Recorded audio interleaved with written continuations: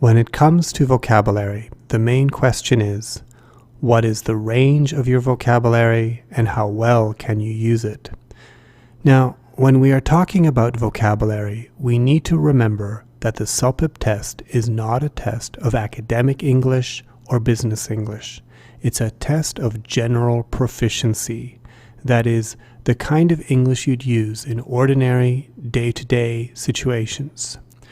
Your goal isn't to use very rare or unusual words, it's just to use words that would be most natural and suitable in a particular situation. So, for example, the word domicile is a very formal way of saying home. If you were on your way home and you bumped into a friend and he said, "Hey, where you going?" it would be strange for you to say, "I am returning to my domicile." This is far too formal for the situation. It would be much more natural to just say, "I'm going home." And that's what you're trying to do on the speaking test. You want to use words that are the most suitable, the most natural for a particular situation, not necessarily the most unusual or difficult words that you can think of. Okay, so you need to choose words that are the most natural in a particular situation, but you also have to demonstrate that you have a good range of vocabulary. Now, if you want to show the range of your vocabulary, then you should do two things. You should use a wide variety of words, and you should use words with a precise meaning. Okay, first, let's talk about using a variety of words. Let's look at a couple of examples using speaking task 1, giving advice. Imagine you had to give advice to someone who is looking for a summer job. Here's the first example response. "Hey Stephen, I heard you are looking for a summer job. I've got some advice for you. First of all, you should look online for short-term or seasonal work. Next, you should look around in your neighborhood to see if any local businesses are hiring. You should also talk to your friends.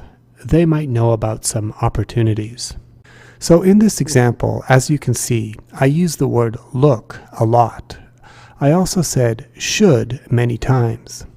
Can you think of some other words that I could have used? Instead of looking for a summer job, I could say trying to find a summer job. In this example, it would really be better to use trying to find a summer job than looking for a summer job. Do you know why? It's because looking for a summer job is used in the instructions of the task. See, here it says, "A friend is looking for a summer job." If I just repeat the same words that appear in the instructions, it doesn't really show what words I know. But if I can come up with different words to say the same thing, then I can demonstrate the range of my vocabulary. So what other words can I use in my response instead of look? Instead of look online, I could say check online. And instead of look around in your neighborhood, I could say take a walk in your neighborhood. Of course, it's fine to use a word like look once or twice, but not 3 or more times in a response. Okay, now the other word that I repeated a few times was should. It's fine to use this word once, but I should think of some other ways of giving advice. I could use an expression like you could and it's a good idea to. Okay, so here's my second example response, this time using more variety in my vocabulary. "Hey Stephen, I heard you were trying to find a summer job. I've got some advice for you.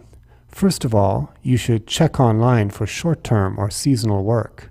You could also take a walk in your neighborhood to see if any local businesses are hiring.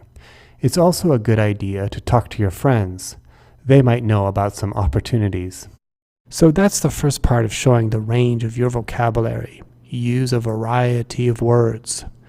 The other thing you should try to do is to use words with a precise meaning. This is especially important when you're describing something. You want to avoid words that are vague or unclear.